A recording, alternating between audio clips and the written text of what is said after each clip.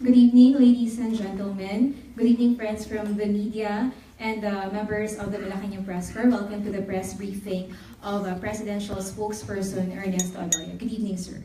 Good evening. We'd like to begin by stating that the opening session today of the Belt and Road Forum for International Cooperation was highlighted by the wide-ranging and comprehensive presentation of President Xi Jinping and that touch on peace and cooperation, openness, inclusiveness, mutual learning, and mutual benefit. Acting Secretary of Foreign Affairs represented the President as his engagements were later today and tomorrow. The Silk Economic Road Belt reinvents the ancient Silk Road, linking Asia and Europe through trade from Xi'an in China, Central Asia, Middle East, Europe, and Russia. The Maritime Silk Road starts from Fujian through the South China Sea, Indian Ocean, Red Sea, and the Mediterranean, stopping in Africa along the way. Belt and Road symbolizes a platform of international cooperation and development among nations. Tonight we have with us Secretary Roman Lopez of the DTI, also Secretary Del Lorenzana of the Department of National Defense, and we have Senator Alan Cayetano. We're going to be opening for questions, and also Madam Evan of the Department of Foreign Affairs. Before we proceed with the Q&A, is there anybody would you like to make mention? Yung sa Belt and Road. Belt and Road. Yeah. Which one? Yes, good evening. As reported to you in the middle of the day after the opening, because I was cornered, I was asked to just give an immediate feedback.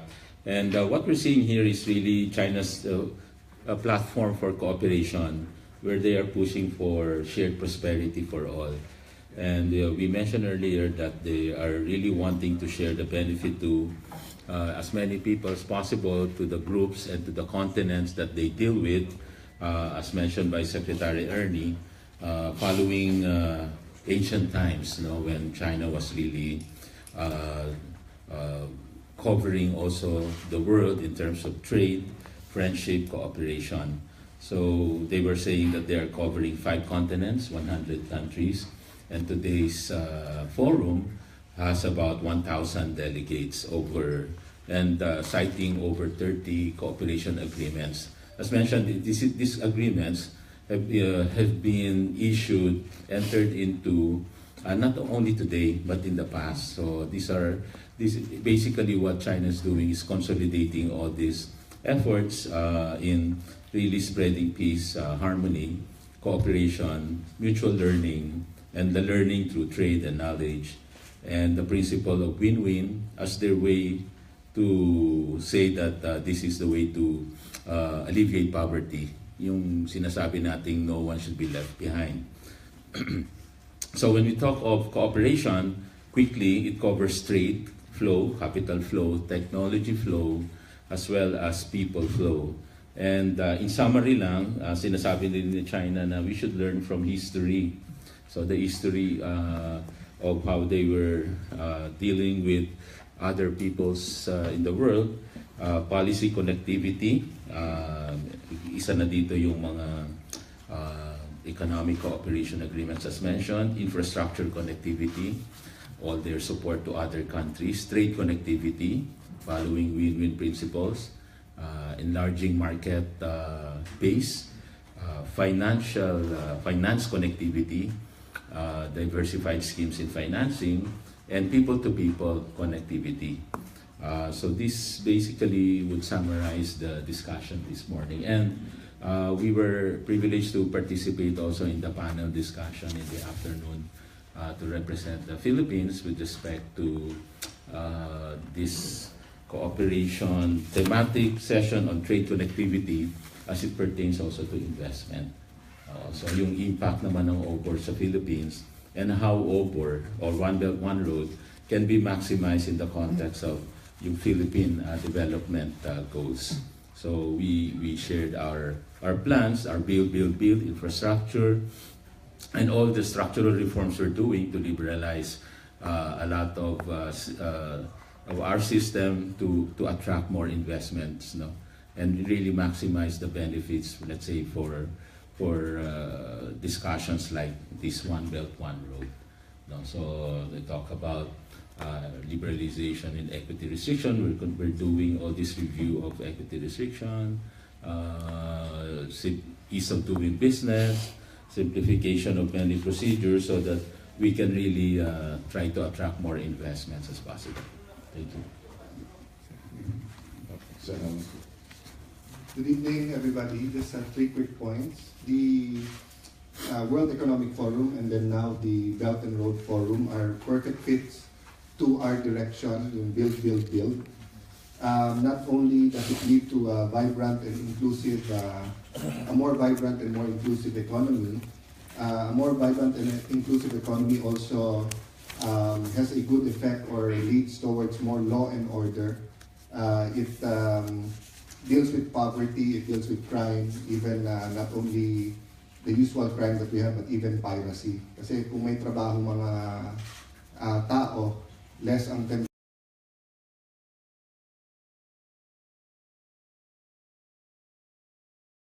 So if the Belt and Road is the big idea of President Xi Jinping and of China during our times, the Philippines would also like to come up with a big economic or big idea about inclusivity, the ASEAN and its partners. Then lastly, there's a lot of interest in the Philippines, not only because of how vibrant our economy is, but also because it's projected that by 2017 this year, more than a third of our population will be below 14 years old. So much of the talk is about technology, connectivity, not only the visible infrastructure, roads, bridges, ports, but the invisible or the not so visible infrastructure, which is the internet and connecting people. And it's the young people who, as we all know, learn faster and use these technologies. So this is really a good venue for us to learn, to share, and then later on to come up with our own ideas. Thank you, Secretary. Okay, as far as the Defense Department is concerned, this is huge because per our study,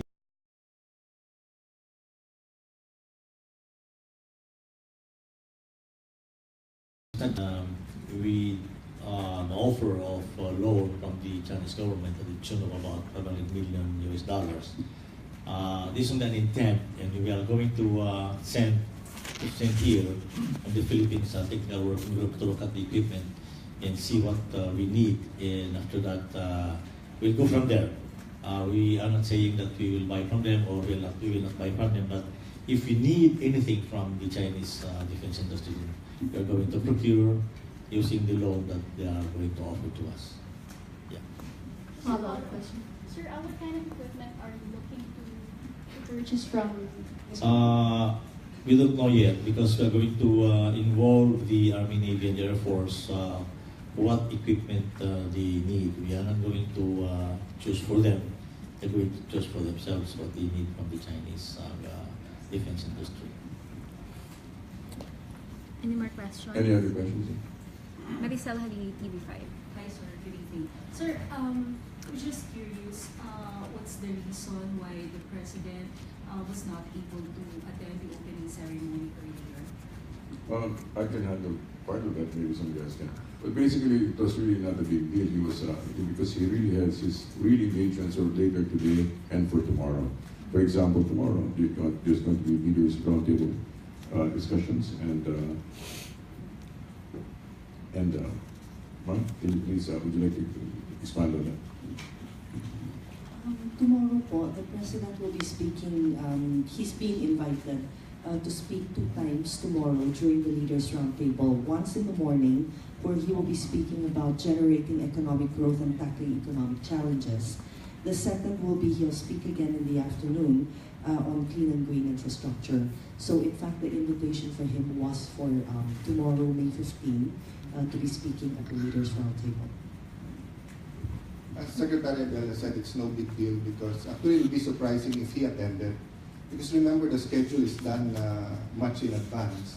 And remember, the President has been traveling and has been meeting and espousing his independent foreign policy. So we arrived very late last night. It wasn't really in the schedule for him to attend this morning. As the Executive Director and Secretary said, yung meetings are tomorrow. The important meetings are tomorrow. And then the President did several meetings this afternoon till this evening. Any other questions? Yes. Microphone. Right in front.